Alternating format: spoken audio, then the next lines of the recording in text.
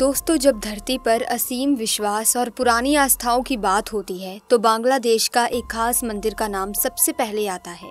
ध्यानेश्वरी देवी मंदिर, जो 600 साल से बंद था, एक रहस्यमय और अद्भुत कहानी का हिस्सा है। ये मंदिर न सिर्फ बांग्लादेश की धार्मिक धरोहर का प्रतीक है, बल्कि एक श्रापित स्थल भी है, जिसने सालों से अपने बंद दरवाजों के पीछे गहरी चुप्पी साध रखी है। 600 साल पहले जब मुगलों ने भारतीय उपमहाद्वीप पर हमला किया तो उन्होंने इस मंदिर को भी नहीं बख्शा। एक साधु ने मंदिर को बंद रखने के लिए एक श्राप दिया था। इस श्राप के अनुसार जब तक कोई मुसलमान इस मंदिर में देवी की पूजा नहीं करेगा, तब तक मंदिर के दरवाजे बंद रहेंगे। इस श्राप ने मंदिर को एक रहस्यमय प्रतीक बना दिया और ये घटना धार्मिक इतिहास पर भी असर डालने वाली थी। अभी हाल ही में कट्टरपंथियों ने इस 600 साल पुराने श्रापित मंदिर के ताले तोड़ने की कोशिश की और उसके बाद जो घटनाएं हुई वे सचमुच हैरान करने वाली थी। इस हमले ने केवल स्थानीय लोगों को ही नहीं बल्कि पूरी दुनिया को चौंका दिया। मंदिर पर हुआ ये हमला सिर्फ एक सांस्कृतिक झटका नहीं था, बल्कि इसके बाद जो अजीब और चमत्कारी घटनाएं हुई वे भी बहुत ही हैरान करने वाली थी। आगे जानिए कि इस श्रापित मंदिर के ताले टूटने के बाद क्या हुआ और बांग्लादेश में हुई इस अद्भुत घटना के पीछे के रहस्य को उजागर करने में क्या तथ्य सामने आए। दोस्तों, बांग्लादेश के एक छोटे से गाँव में स्थित ध्यानेश्वरी देवी मंदिर 600 वर्षों से बंद था। यह मंदिर बांग्लादेश के मुख्य क्षेत्र से 12 किलोमीटर की दूरी पर एक सुदूर स्थान पर स्थित था। इतिहास में मुगलों के आक्रमण के समय इस मंदिर पर हमला किया गया था। मुगलों ने मंदिर में ध्यान और हवन कर रहे साधु संतों की हत्या कर दी थी। एक साधु ने मरने से पहले श्राप दिया कि जब तक कोई मुसलमान आकर देवी की पूजा नहीं करेगा, तब तक मंदिर के दरवाजे बंद रहेंगे। मंदिर के दरवाजे बंद हो गए और लोग इसे भूलते चले गए। यह घटना बांग्लादेश की धार्मिक और सांस्कृतिक इतिहास में एक महत्वपूर्ण मोड़ साबित हुई। 600 साल के इस लंबे समय में मंदिर की स्थिति को लेकर कई कहानियां और किस्से बन गए, जो स्थानीय लोगों के बीच धार्मिक विश्वास का एक हिस्सा बन गए। हाल ही में कट्टरपंथियों ने ध्यानेश्वरी देवी मंदिर के ताले को तोड़ने का साहसिक कदम उठाया। उन्होंने मंदिर के अंदर जाकर तोड़फोड़ की और धार्मिक वस्तुओं को नुकसान पहुंचाया। मंदिर के संरचनात्मक हिस्सों को भी क्षति पहुंचाई, जिससे स्थानीय लोगों के बीच चिंता और अशांति फैल गई। इस मामले के पीछे कट्टरपंथियों का उद्देश्य मंदिर को पूरी तरह से नष्ट करना और हिंदू कम्युनिटी के धार्मिक विश्वास को चोट पहुंचाना था। इस घटना ने मंदिर की सुरक्षा व्यवस्था की कमजोरी को उजागर किया और ये दिखाया कि कट्टरपंथी तत्व किस हद तक जा सकते हैं। स्थानीय लोगों ने इस हमले के खिलाफ विरोध प्रदर्शन किया और सरकार से मंदिर की सुरक्षा की मांग की। इस हमले ने धार्मिक सहनशीलता और सुरक्षा की आवश्यकताओं पर प्रकाश डाला और लोकल कम्युनिटी को एकजुट होने के लिए प्रेरित किया। मंदिर के ताले तोड़ने और तोड़फोड़ के बाद पूरे इलाके का मौसम अचानक बदल गया। तेज बारिश और बिजली की चमक ने सभी को डरा दिया। अगले दिन जो लोग मंदिर में तोड़फोड़ कर रहे थे, उनकी रहस्यमय मौत की खबरें आईं। इनमें से कुछ की मौत सड़क दुर्घटनाओं में, कुछ की हार्ट अटैक से और कुछ की चलते चलते हो गई। ये घटनाएं स्थानीय लोगों के लिए एक रहस्य बन गई और उन्हें लगा कि ये ध्यानेश्वरी देवी का चमत्कार है। इस चमत्कार ने कट्टरपंथियों के मन में डर पैदा किया और उन्हें समझाया कि देवी की शक्ति से खेलना कितना खतरनाक हो सकता है। इस घटना ने ये साबित कर दिया कि जब भी किसी धर्म और आस्था पर हमला होता है, भगवान किसी न किसी रूप में अपनी शक्ति दिखाते हैं।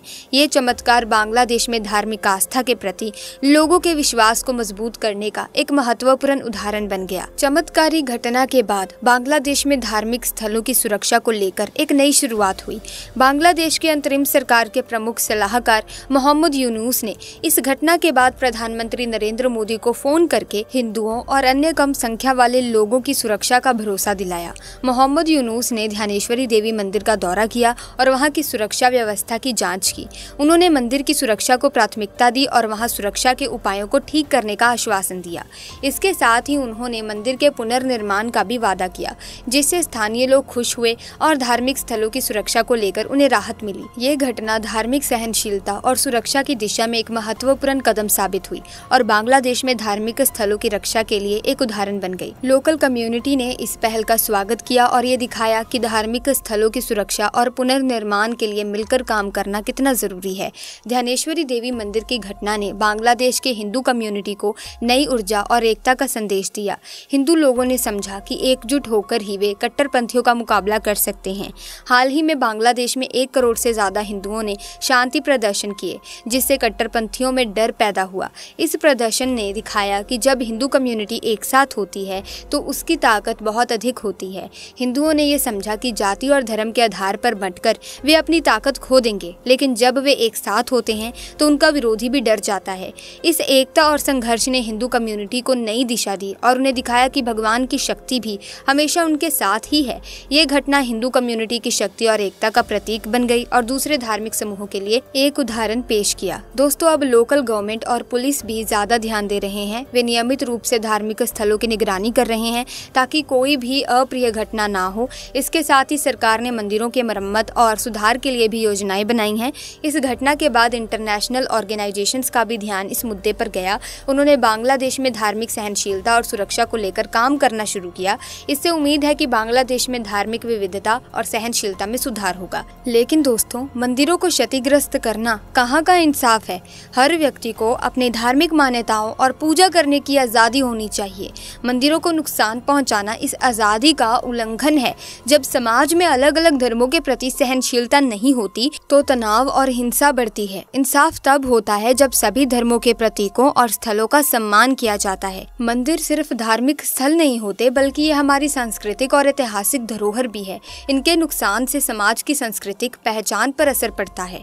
सांस्कृतिक पहचान पर असर तो पड़ता ही है और साथ में एक मनुष्य की, एक हिंदू की भावनाओं पर भी ठेस पहुंचती है। जब धार्मिक स्थलों को तोड़ा जाता है तो इससे समाज में तनाव और हिंसा बढ़ती है, जिसमें आम लोगों को भी मुश्किलों का सामना करना पड़ता है।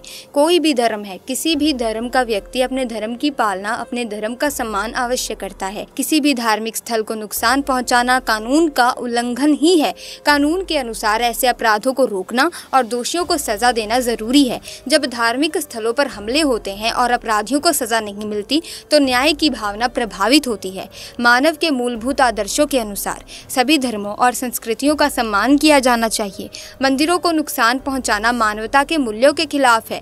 हिंसा और तोड़फोड़ के बजाय विभिन्न धर्मों के बीच बातचीत और समझदारी से समस्याओं का समाधान होना चाहिए। कानून में भी कई तरह के प्रावधान बने हुए हैं जिनसे हम अपनी समस्याओं का हल पा सकते हैं, लेकिन किसी भी समस्या का इतना बढ़ जाना कि आप किसी की धार्मिक आस्थाओं को चोट पहुंचाएं, ये सही नहीं है। समाज की तरक्की और शांति के लिए सभी धार्मिक स्थलों और लोगों के अधिकारों का सम्मान करना बेहद जरूरी है। हिंसा और तोड़फोड़ से समाज में केवल अशांति और बंटवारा बढ़ता है। मंदिरों को नुकसान पहुंचाने की घटना समाज की एकता को तोड़ती हैं। हमें समाज में सभी धर्मों और कम्युनिटीज के बीच एकता और सहयोग बढ़ाने की जरूरत है। इसी के साथ आज की वीडियो में बस इतना ही। अगर वीडियो इन्फॉर्मेटिव लगी तो इस वीडियो को लाइक करें, शेयर करें, चैनल को सब्सक्राइब करें। धन्यवाद।